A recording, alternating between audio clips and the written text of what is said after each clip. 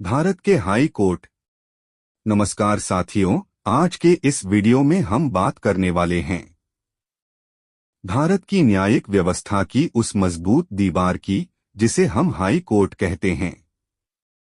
अगर किसी राज्य में किसी नागरिक के अधिकारों का हनन होता है, अगर जिला अदालत से न्याय नहीं मिलता, तो आम आदमी की निगाहें सीधे हाई कोर्ट की ओर जाती हैं। लेकिन सवाल यह है, हाई कोर्ट क्या है, क्यों बनाई गई, कितनी हैं और इनकी शक्तियां क्या हैं? आज हम भारत के हाई कोर्ट को इतनी विस्तार से समझेंगे कि यूपीएससी, एसएससी, रेलवे, एनटीपीसी किसी भी परीक्षा में यह टॉपिक आपके लिए कमजोर नहीं रहेगा। तो चलिए शुरू करते हैं भारत के हाई कोर्ट की पूरी कहानी। हाई कोर्ट क्या है? Word to word, high court किसी राज्य या केंद्र शासित प्रदेश की सर्वोच्च न्यायालय होती है। यह अदालत जिला अदालतों से ऊपर होती है और सुप्रीम कोर्ट से नीचे। हाई कोर्ट केवल अपील सुनने वाली अदालत नहीं है, बल्कि यह मौलिक अधिकारों की रक्षक भी है। भारत में हर राज्य का अलग हाई कोर्ट होना अनिवार्य नहीं है। कुछ हाई कोर्ट एक से अधिक राज्यों या केंद्र शासित प्रदेशों के लिए भी काम करते हैं। उदाहरण के लिए पंजाब और हरियाणा हाई कोर्ट और गुवाहाटी हाई कोर्ट। संवैधानिक आधार। शुरुआत। भारतीय संविधान हाई कोर्ट को विशेष महत्व देता है। संविधान के अनुच्छेद 214 से 231 पूरी तरह हाई कोर्ट से संबंधित हैं। अनुच्छेद 214 कहता है, हर राज्य के लिए एक हाई कोर्ट होगी। इसका मतलब यह है कि हाई कोर्ट संविधान द्वारा स्थापित संस्था है, कोई साधारण अदालत नहीं। Court of record. अनुच्छेद 215 के अनुसार हर high court court of record होती है। इसका अर्थ यह है कि हाई कोर्ट के फैसले स्थायी रिकॉर्ड होते हैं और इन्हें किसी भी अदालत में सबूत के रूप में प्रस्तुत किया जा सकता है। साथ ही कोर्ट ऑफ रिकॉर्ड होने के कारण हाई कोर्ट को अवमानना की सजा देने की शक्ति भी प्राप्त है। अनुच्छेद 226 रिट जारी करने की शक्ति। अब हम उस शक्ति पर आते हैं जो हाई कोर्ट को सिर्फ एक अदालत नहीं, बल्कि संविधान का प्रहरी बनाती है। भारतीय संविधान का अनुच्छेद 226 हाई कोर्ट को यह अधिकार देता है कि वह नागरिकों के मौलिक अधिकारों की रक्षा के लिए रिट जारी कर सके। यह शक्ति सुप्रीम कोर्ट की तुलना में अधिक व्यापक मानी जाती है, क्योंकि हाई कोर्ट मौलिक अधिकारों के साथ साथ अन्य कानूनी अधिकारों के लिए भी रिट जारी कर सकता है। यही कारण है कि अक्सर कहा जाता है, हाई कोर्ट की रिट शक्ति सुप्रीम कोर्ट से भी ज्यादा विस्तृत है। रिट क्या होती है? रिट का मतलब होता है अदालत का लिखित आदेश। जब कोई सरकारी अधिकारी या संस्था कानून का उल्लंघन करती है, तो हाई कोर्ट रिट के माध्यम से उसे सही रास्ते पर लाने का आदेश देता है। हाई कोर्ट कुल 5 प्रकार की रिट जारी कर सकता है। पांचों रिट विस्तार से। एक हैबियस कॉर्पस। हैबियस कॉर्पस का अर्थ है व्यक्ति को पेश करो। यदि किसी व्यक्ति को अवैध रूप से हिरासत में रखा गया है, तो high court habeas corpus writ जारी कर उसे अदालत में प्रस्तुत करने का आदेश देता है। यह रिट व्यक्तिगत स्वतंत्रता की सबसे बड़ी सुरक्षा है। 2 मैंडेमस। मैंडेमस का अर्थ है आदेश देना। जब कोई सरकारी अधिकारी अपने कानूनी कर्तव्य को पूरा नहीं करता, तो हाई कोर्ट मैंडेमस रिट जारी कर उसे उसका कर्तव्य निभाने का आदेश देता है। 3 प्रोहिबिशन रिट निचली अदालत को डोट गलत तरीके से मामले की सुनवाई से रोकने के लिए जारी की जाती है। यह रिट फैसले से पहले जारी होती है। 4 सर्टियोरारी रिट निचली अदालत के गलत निर्णय को डोट रद्द करने के लिए जारी की जाती है। यह रिट फैसले के बाद जारी होती है। 5 को वारंटो का अर्थ है किस अधिकार से? यदि कोई व्यक्ति अवैध रूप से किसी सार्वजनिक पद पर बैठा है तो हाई कोर्ट को वारंटो रिट के माध्यम से उससे जवाब मांगता है। परीक्षा के लिए याद रखें अनुच्छेद 226 हाई कोर्ट, अनुच्छेद 32 सुप्रीम कोर्ट, हाई कोर्ट। मौलिक प्लस अन्य कानूनी अधिकार। सुप्रीम कोर्ट केवल मौलिक अधिकार, हाई कोर्ट की अन्य शक्तियां। शुरुआत रिट शक्ति के अलावा हाई कोर्ट के पास 3 और महत्वपूर्ण शक्तियां होती हैं। पहली मूल अधिकार क्षेत्र, दूसरी अपीलीय अधिकार क्षेत्र, तीसरी पर्यवेक्षण अधिकार। अब हम एक एक करके इन सभी शक्तियों को डोट पूरी गहराई से समझेंगे। मूल अधिकार क्षेत्र। कुछ मामलों में मुकदमा सीधे हाई कोर्ट में दायर किया जा सकता है। विशेष रूप से मौलिक अधिकारों से जुड़े मामले सीधे हाई कोर्ट के मूल अधिकार क्षेत्र में आते हैं। भारत के हाई कोर्ट अपीलीय अधिकार क्षेत्र। अब हम बात करते हैं हाई कोर्ट की उस शक्ति की जिसके कारण जिला अदालतों के फैसले अंतिम नहीं माने जाते। इस शक्ति को कहा जाता है अपीलीय अधिकार क्षेत्र।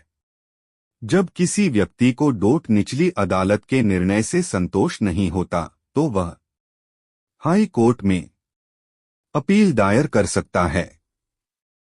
हाई कोर्ट निचली अदालत के फैसले की समीक्षा करता है और आवश्यकता पड़ने पर उसे बदल भी सकता है या रद्द भी कर सकता है। दीवानी मामलों में अपील।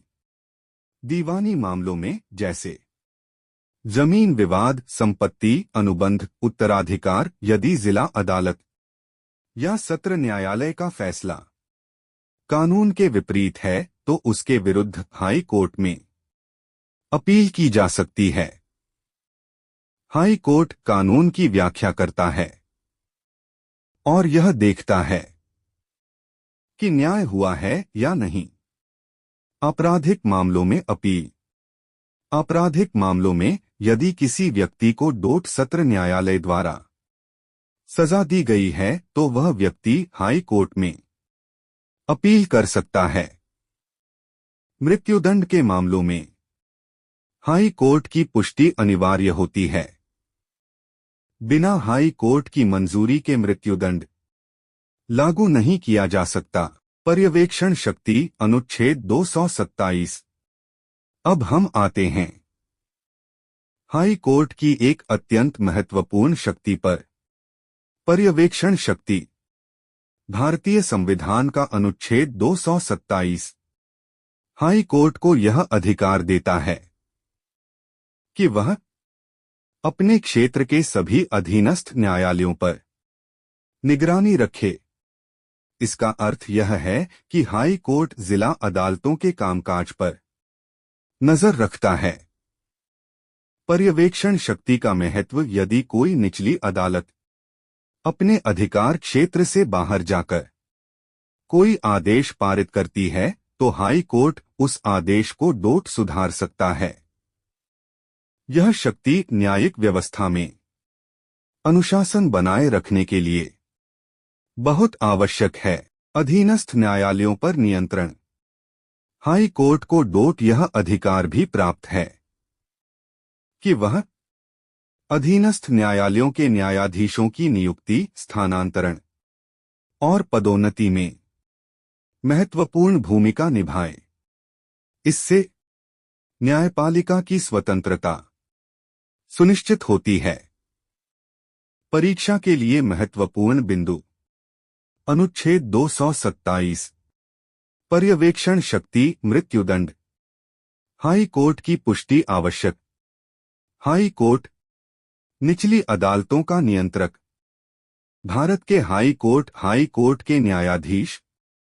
अब हम बात करते हैं हाई कोर्ट के उस स्तंभ की जिस पर पूरा न्याय टिका होता है। न्यायाधीश। हाई कोर्ट की प्रतिष्ठा उसके भवन से नहीं बल्कि उसके न्यायाधीशों की निष्पक्षता और ईमानदारी से बनती है। न्यायाधीशों की नियुक्ति प्रक्रिया। भारतीय संविधान के अनुच्छेद 217 के अनुसार हाई कोर्ट के न्यायाधीशों की नियुक्ति भारत के राष्ट्रपति करते हैं। लेकिन यह नियुक्ति केवल राष्ट्रपति की इच्छा से नहीं होती।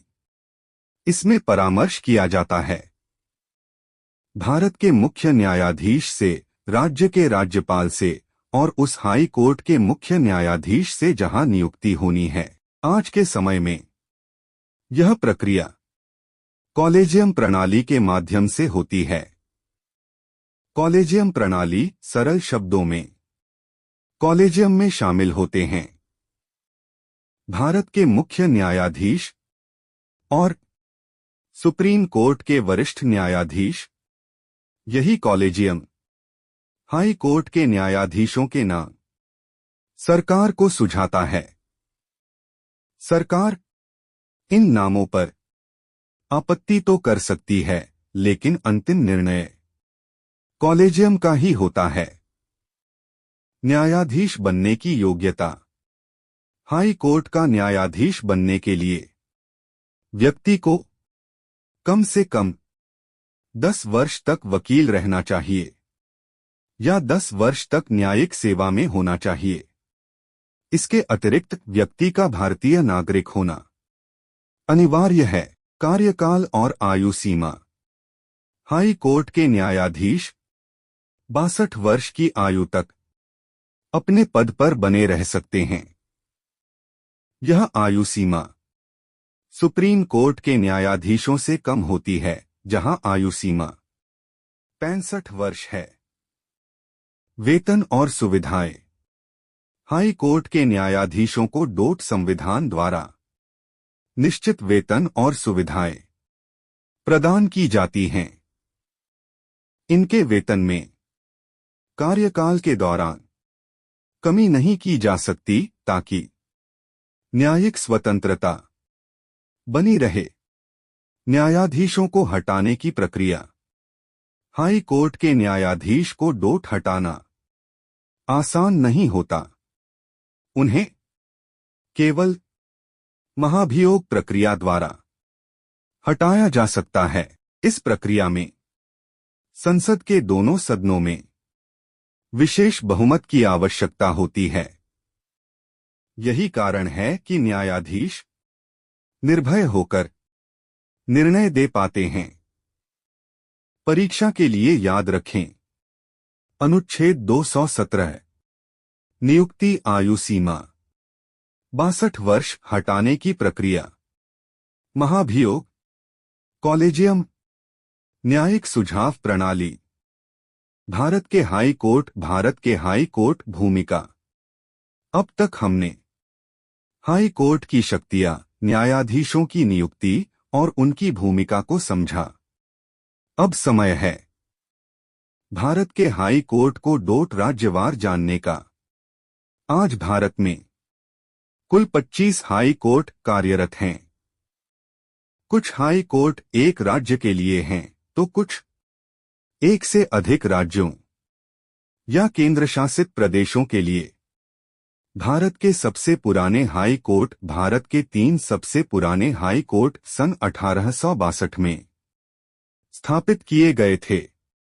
पहला कलकत्ता हाई कोर्ट, दूसरा बॉम्बे हाई कोर्ट, तीसरा मद्रास हाई कोर्ट। ये तीनों हाई कोर्ट ब्रिटिश शासन की न्यायिक विरासत माने जाते हैं।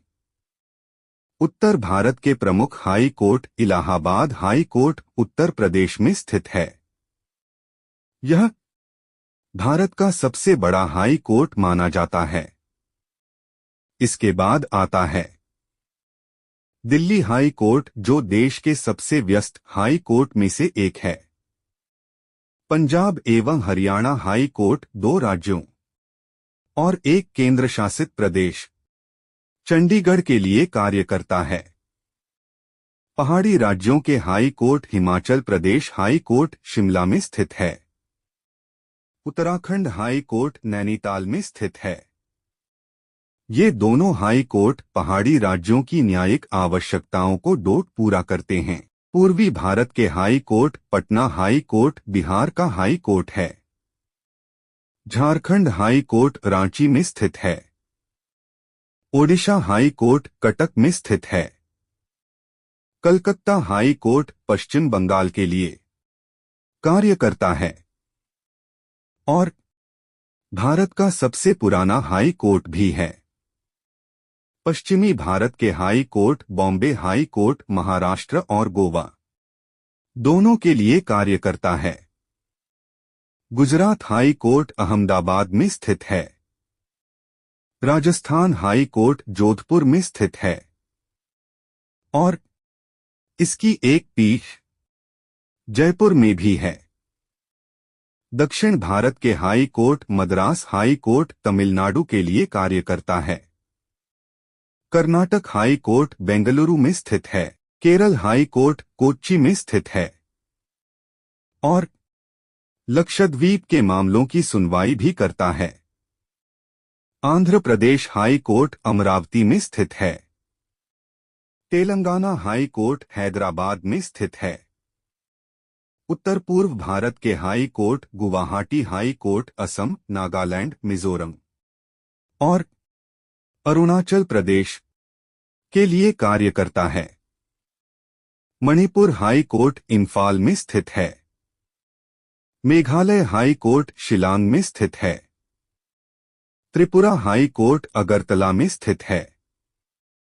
सिक्किम हाई कोर्ट गंगटोक में स्थित है और भारत का सबसे छोटा हाई कोर्ट माना जाता है। विशेष हाई कोर्ट जम्मू कश्मीर और लद्दाख हाई कोर्ट 2 केंद्र शासित प्रदेशों के लिए कार्य करता है और इसकी पीठ जम्मू और श्रीनगर दोनों में स्थित है। परीक्षा के लिए महत्वपूर्ण तथ्य: भारत में कुल हाई कोर्ट 25। सबसे पुराना कलकत्ता हाई कोर्ट सबसे बड़ा। इलाहाबाद हाई कोर्ट सबसे छोटा। सिक्किम हाई कोर्ट 1 से अधिक राज्यों के लिए। पंजाब एवं हरियाणा गुवाहाटी हाई कोर्ट। भारत के हाई कोर्ट बनाम सुप्रीम कोर्ट। अब वीडियो के इस अंतिम हिस्से में हम समझेंगे हाई कोर्ट और सुप्रीम कोर्ट के बीच अंतर। अक्सर छात्रों के मन में यह सवाल रहता है, जब सुप्रीम कोर्ट है तो हाई कोर्ट की जरूरत क्या है? असल में दोनों अदालतों की भूमिकाएं अलग अलग हैं। स्तर और क्षेत्राधिकार: हाई कोर्ट राज्य स्तर की सर्वोच्च अदालत होती है, जबकि सुप्रीम कोर्ट पूरे भारत की सर्वोच्च अदालत है। हाई कोर्ट के निर्णय राज्य की सीमाओं तक प्रभावी होते हैं, जबकि सुप्रीम कोर्ट के निर्णय पूरे देश में मान्य होते हैं। संवैधानिक अनुच्छेद: हाई कोर्ट अनुच्छेद 214 से 231। सुप्रीम कोर्ट अनुच्छेद 124 से 147। यह अंतर परीक्षाओं में अक्सर पूछा जाता है। रिट शक्ति का अंतर: हाई कोर्ट अनुच्छेद 226 के अंतर्गत रिट जारी करता है। सुप्रीम कोर्ट अनुच्छेद 32 के अंतर्गत रिट जारी करता है। महत्वपूर्ण अंतर यह है कि हाई कोर्ट मौलिक अधिकारों के साथ साथ अन्य कानूनी अधिकारों के लिए भी रिट जारी कर सकता है, जबकि सुप्रीम कोर्ट केवल मौलिक अधिकारों के लिए रिट जारी करता है। न्यायाधीशों की आयु सीमा।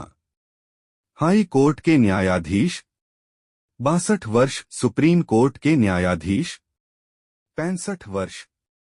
अंतिम सारांश समरी।